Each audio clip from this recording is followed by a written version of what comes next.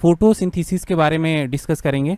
बाकी के जो रेस्ट तीन टॉपिक है उसको हमने दूसरा वीडियो बना रखा है जिसको आप देख सकते हैं। तो चलिए अच्छे से हम उसको फोटोसिंथेसिस के बारे में समझते हैं। दोस्तों यहाँ सबसे पहले हम बात कर रहे हैं फोटोसिंथेसिस की, मतलब प्रकाश संश्लेषण की। जैसे कि हम जानते हैं कि जो हमारे प्लांट्स होते हैं उसमें ऑलरेडी जो वाटर होता है वो प्रेजेंट होता है। तो पौधे में जल, प्रकाश, क्लोरोफिल तथा कार्बन डाइऑक्साइड की उपस्थिति में कार्बोहाइड्रेट के निर्माण को प्रकाश संश्लेषण या फोटोसिंथेसिस हम बोलते हैं। ठीक है ना।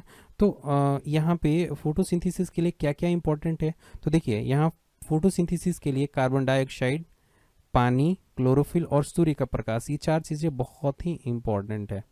ठीक है। अब हम बात करते हैं कि इसका जो केमिकल रिएक्शन होता है, इसका फॉर्मेशन होता है वो कैसे होता है। ठीक है। तो देखिए जब सन एनर्जी और क्लोरोफिल के प्रेजेंस में जब कार्बन डाइऑक्साइड और वाटर जब कंबाइन होता है तो वो ग्लूकोज का निर्माण करता है, तथा जो जल होता है और जो ऑक्सीजन होता है उसको क्या करता है, रिलीज करता है। ठीक है, ये समझ में आया। मतलब क्या होता है, जब सन और क्लोरोफिल के प्रेजेंस में जब कार्बन डाइऑक्साइड और जल होता है जो कंबाइन होता है तो ग्लूकोज का निर्माण करता है, और जल तथा ऑक्सीजन को क्या करता है, रिलीज करता है। ठीक है। अब हम बात करते हैं कि ये जो कार्बन डाइऑक्साइड है या फिर जो वाटर है वो कहाँ से मिलता है प्लांट्स को। ठीक है ना।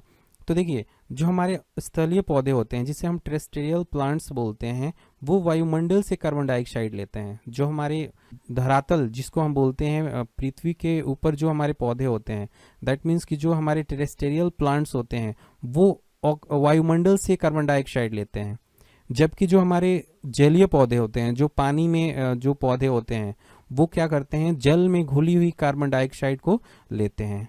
ठीक है। अब हम बात करते हैं कि जो हमारा जल होता है उसमें वो कहाँ से लेते हैं। ठीक है ना। तो देखिए जब फोटोसिंथेसिस के लिए आवश्यक जल पौधों के जड़ों द्वारा अब्जॉर्ब किया जाता है, जो हमारे पौधे होते हैं वो अपने जड़ से क्या करते हैं, अंदर से पृथ्वी के जो हमारे सरफेस होता है उसके अंदर से पानी को स्टैक करते हैं, खींचते हैं, अब्जॉर्ब करते हैं। ठीक है ना। एवं जो हमारे फोटोसिंथेसिस के दौरान निकलने वाला ऑक्सीजन इसी के डिकम्पोजिशन से प्राप्त होता है। क्लियर है। जो हमारा वाटर होता है ना वो ऑस्मोसिस के द्वारा प्लांट के सेल में इंटर करता है। ये चीज़ें समझ में आनी चाहिए कि जो हमारा वाटर होता है वो ऑस्मोसिस के द्वारा प्लांट के सेल में क्या करता है, इंटर करता है। ठीक है ना। अब हम बात करते हैं कि ग्लूकोज का निर्माण कैसे होता है। ठीक है ना। जब प्रकाश संश्लेषण की क्रिया होती है, मतलब जब फोटोसिंथेसिस की क्रिया होती है, तो ऑक्सीडेशन तथा रिडक्शन अभिक्रियाएं इसमें होती हैं। तो इसमें जल का जो ऑक्सीडेशन होता है वो ऑक्सीजन के बनने में, तथा कार्बन डाइऑक्साइड का जो रिडक्शन होता है वो ग्लूकोज के निर्माण में होता है। क्लियर है। मतलब जो इसमें जल का जो ऑक्सीडेशन ऑक्सीजन के निर्माण में तथा कार्बन डाइऑक्साइड का रिडक्शन ग्लूकोज के निर्माण में होता है। ये क्लियर है।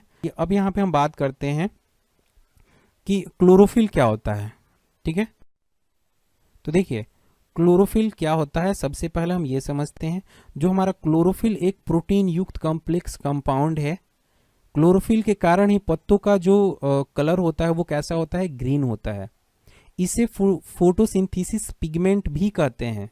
क्या बोलते हैं, फोटोसिंथेसिस पिगमेंट भी बोलते हैं। जो हमारा क्लोरोफिल होता है उसमें कार्बन, हाइड्रोजन, ऑक्सीजन, नाइट्रोजन तथा मैग्नीशियम के तत्व से मिलकर ये बना होता है। ठीक है ना। देखिए क्लोरोफिल जो होता है ना, क्लोरोफिल दो टाइप्स के होता है। एक होता है क्लोरोफिल ए तथा क्लोरोफिल बी। ठीक है ना। यह ऑटोट्रॉफिक हरे पौधे में पाया जाता है। मतलब ये जो सभी जितने भी हमारे ऑटोट्रॉफिक पौधे हैं ना उस सब में ये पाया जाता है। ये क्लियर है।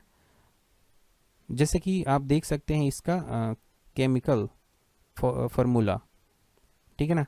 अब हम बात करते हैं कि जो हमारे प्लांट्स होते हैं वो कैसे, जो प्लांट के सेल होते हैं वो कैसे वर्क करते हैं, उसको हम एक एनिमेशन के थ्रू यहाँ समझते हैं।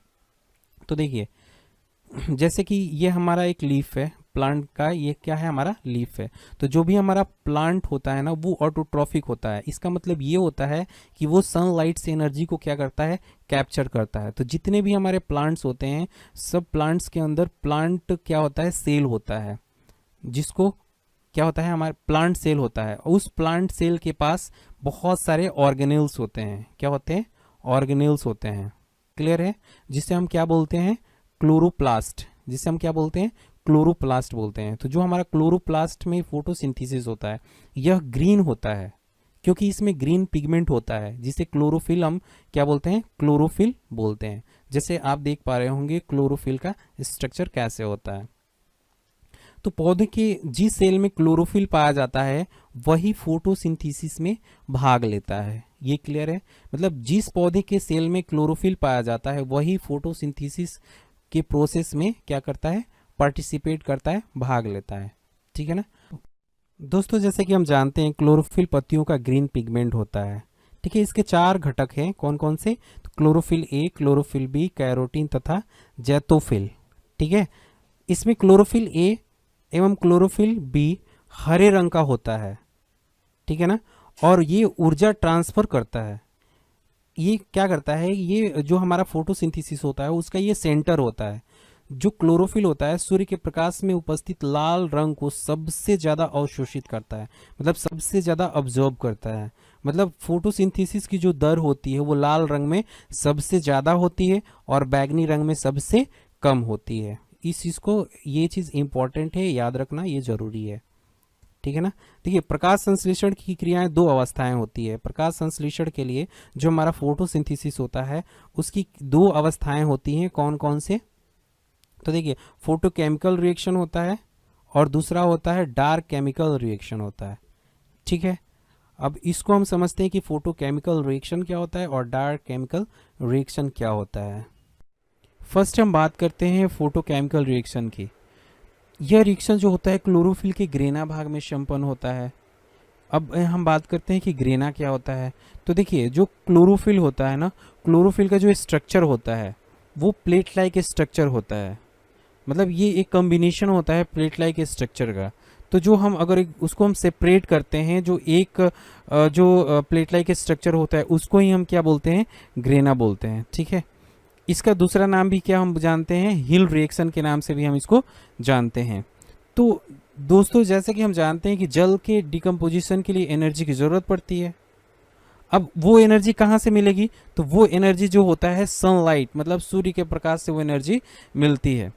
इस प्रोसेस के अंत में जो एनर्जी के रूप में जो हमें मिलता है उसको हम एटीपी बोलते हैं। क्या बोलते हैं, एटीपी, जो रासायनिक प्रकाशहीन प्रक्रिया को कंट्रोल करने में मदद करता है। किसको, डार्क केमिकल रिएक्शन को कंट्रोल करने में हेल्प करता है। ठीक है ना, हम सेकंड बात करते हैं डार्क केमिकल रिएक्शन की। तो यह रिएक्शन जो होता है क्लोरोफिल के स्ट्रोमा में होता है ना। इस रिएक्शन में कार्बन डाइऑक्साइड का रिडक्शन होकर स्टार्च व शर्करा बनता है।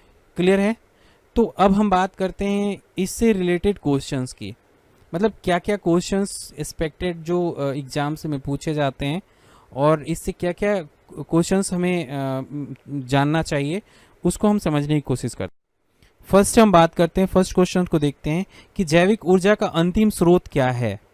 तो देखिए सन एनर्जी जो होता है ना हमारा, वो जैविक स्रोत का अंतिम स्रोत होता है। कौन, क्या, सौर विकिरण, जिसको हम सन एनर्जी बोलते हैं। ठीक है ना, तो सेकंड क्वेश्चन है कि पौधे द्वारा जल, प्रकाश, क्लोरोफिल तथा कार्बन डाइऑक्साइड की उपस्थिति में कार्बोहाइड्रेट के निर्माण को हम क्या बोलते हैं। यही तो हमारा डिफिनीशन था किसका, फोटोसिंथेसिस का। तो उसे हम क्या बोलते हैं, प्रकाश संश्लेषण या फिर फोटोसिंथेसिस। ठीक है, थर्ड क्वेश्चन देखते हैं, प्रकाश संश्लेषण के लिए आवश्यक तत्व कौन कौन से हैं। ठीक है ना, तो देखिए प्रकाश संश्लेषण के लिए जो मेन 4 पार्ट्स होते हैं वो है कार्बन डाइऑक्साइड, जल, क्लोरोफिल और सूर्य का प्रकाश। ये 4 चीजें जो होती है ना वो बहुत ही इंपॉर्टेंट होती है कोई भी प्रकाश संश्लेषण या फोटोसिंथेसिस के लिए। ठीक है, फोर्थ बोलता है कि स्थलीय पौधे वायुमंडल में कौन सी गैस को प्राप्त करते हैं।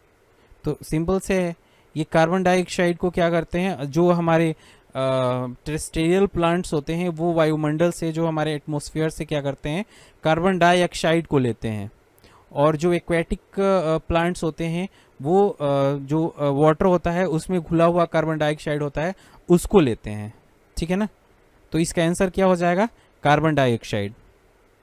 नेक्स्ट क्वेश्चन को देखते हैं कि प्लांट सेल में जल किस प्रोसेस के द्वारा पहुंचता है। तो देखिए प्लांट सेल में जो जल होता है ना वो ओस्मोसिस के द्वारा पहुंचता है। किसके द्वारा, ओस्मोसिस के द्वारा पहुंचता है। 6 क्वेश्चंस में क्या पूछ रहा है कि प्लांट सेल में कार्बन डाइऑक्साइड वायुमंडल से किस प्रकार पहुंचती है। तो देखिए कार्बन डाइऑक्साइड जो होती है ना वो वायुमंडल से जो प्लांट सेल में डिफ्यूजन के द्वारा पहुंचती है। किसके द्वारा, डिफ्यूजन के द्वारा पहुंचती है। पत्तियों के हरे रंग का कारण क्या है, किस वजह से पत्तियों का रंग जो होता है ना हरा हो जाता है, ग्रीन हो जाता है। तो देखिए उसका मेन कारण होता है क्लोरोफिल। क्लोरोफिल के वजह से ही ये पत्तियों का जो रंग जो होता है ना वो कैसा होता है, ग्रीन होता है।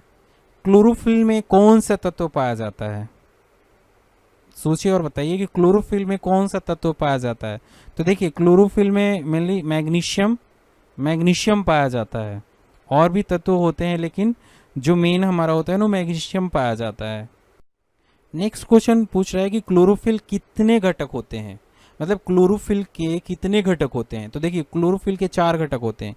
कौन कौन से, chlorophyll A, chlorophyll B, carotene तथा जैतोफिल। ठीक है ना। नेक्स्ट देखते हैं कि क्लोरोफिल प्रकाश में किस रंग को ग्रहण करता है। तो क्लोरोफिल जो होता है ना प्रकाश में लाल, नीला और बैगनी रंग को ग्रहण करता है। क्लियर है।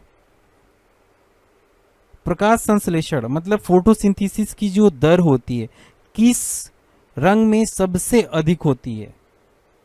तो अवश्य लाल रंग में सबसे ज्यादा जो होता है ना प्रकाश संश्लेषण का दर जो होता है सबसे ज्यादा होता है। अब पूछ रहा है कि जो फोटोसिंथेसिस मतलब प्रकाश संश्लेषण की जो दर है किस रंग में सबसे कम होती है। तो बैगनी रंग में सबसे कम होती है और लाल रंग में सबसे ज्यादा होती है। अब नेक्स्ट क्वेश्चन ये है कि प्रकाश संश्लेषण मतलब फोटोसिंथेसिस किस प्रकार की अभिक्रिया है।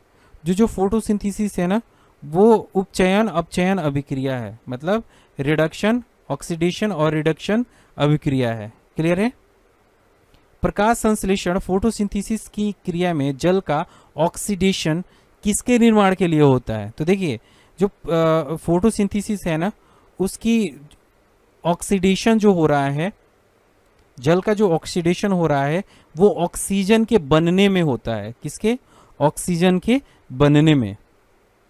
प्रकाश संश्लेषण की क्रिया में कार्बन डाइऑक्साइड का रिडक्शन किसके निर्माण में होता है। तो जो हमारा फोटोसिंथेसिस की जो क्रिया होती है उसमें कार्बन डाइऑक्साइड का रिडक्शन ग्लूकोज के निर्माण में होता है, मतलब ग्लूकोज के बनने में होता है। क्लियर है। डार्क केमिकल रिएक्शन में कार्बन डाइऑक्साइड के अपचयन के फलस्वरूप क्या बनता है। तो जो डार्क केमिकल जो रिएक्शन होता है ना उसके कार्बन डाइऑक्साइड के अपचयन के फलस्वरूप हमें क्या मिलता है, शर्करा व स्टार्च। क्या क्या मिलता है, शर्करा व स्टार्च हमें मिलता है। नेक्स्ट क्वेश्चन है कि प्रकाश संश्लेषण मतलब फोटोसिंथेसिस में पहला चरण क्या है, फर्स्ट स्टेप क्या होता है। तो देखिए एटीपी का उत्पादन, बिल्कुल नहीं, एटीपी तो बाद में होता है। ठीक है ना। NADPH का निर्माण ये भी बाद में ही होता है। एटीपी और NADPH का निर्माण जो होता है एक ही साथ होता है, इस चीज को आप ध्यान में रखिए। तो ए और बी तो बिल्कुल नहीं है। प्रकाश के माध्यम से क्लोरोफिल में एक इलेक्ट्रॉन में हलचल, बिल्कुल सही। देखिए सबसे पहले जब लाइट जो फॉल होता है लीफ पे, वहां पे सबसे पहला जो काम होता है ना कि प्रकाश के माध्यम से जो क्लोरोफिल के एक इलेक्ट्रॉन में जो हलचल का वर्क होता है, जो फर्स्ट स्टेप होता है। ठीक है ना। तो इसका आंसर क्या हो जाएगा, सी। अब लास्ट में दे रखा है ग्लूकोज का निर्माण। ग्लूकोज का निर्माण तो बाद में होता है, ये सारे प्रोसेस होने के बाद होते हैं। ठीक है ना। नेक्स्ट क्वेश्चन देखते हैं कि निम्नलिखित कथनों में से कौन सा कथन जो है वो डार्क रिएक्शन से संबंधित है। ठीक है। तो फर्स्ट हमारा है इस अभिक्रिया में क्लोरोप्लास्ट के स्ट्रोमा में कार्बन डाइऑक्साइड का फिक्सेशन और रिडक्शन होता है। इस अभिक्रिया के लिए प्रकाश की उपस्थिति अनिवार्य है और इस अभिक्रिया को केल्विन चक्र भी बोलते हैं। ठीक है ना। तो दोस्तों इस पे सबसे पहले आप वर्कआउट कीजिए और इसका जो आंसर है हमें आप बताइए, मतलब इसका जो आंसर है वो कमेंट बॉक्स में हमें आप बताइए। ठीक है। और मैं लास्ट में आपसे एक बार और आपसे रिक्वेस्ट करूंगा कि इस चैनल को सब्सक्राइब करना ना भूलें और लाइक बटन पे ज़रूर क्लिक कर दें। Thank you for watching.